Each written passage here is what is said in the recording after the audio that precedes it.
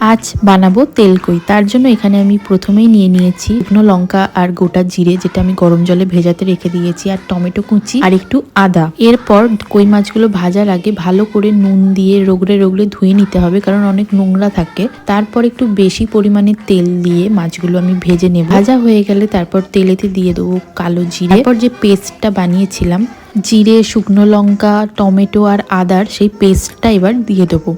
ভালো করে তার মধ্যে কষিয়ে নেওয়ার পর সামান্য পরিমাণের হলুদ, যদি ইচ্ছা হয় লঙ্কার গুঁড়ো দিতে পারো, আমি দিয়েছিলাম। আমি কাশ্মীরি লঙ্কা গুঁড়োও দিয়েছিলাম আর এমনি লঙ্কা গুঁড়োও দিয়েছিলাম। তারপর একটু জল দিয়ে কাঁচা লঙ্কা, তারপর মাছগুলো দিয়ে সামান্য মতো জল দিয়ে পরিমাণ মতো নুন দিয়ে ঢাকা দিয়ে দেবো। এখানে আমি ঢাকা দিয়েছিলাম, কিন্তু সেই পোর্শনটা আমার তোলা হয়নি। আমাদের তেলকই রান্না কমপ্লিট। আমি এই প্রথমবার করলাম আর প্রথমবার তেলকইও খেলাম। এতটা সুন্দর খেতে হবে ভাবিনি, আনএক্সপেক্টেড ছিল। রেসিপিটা কেমন লাগলো জানিও। আজকের মতো টাটা।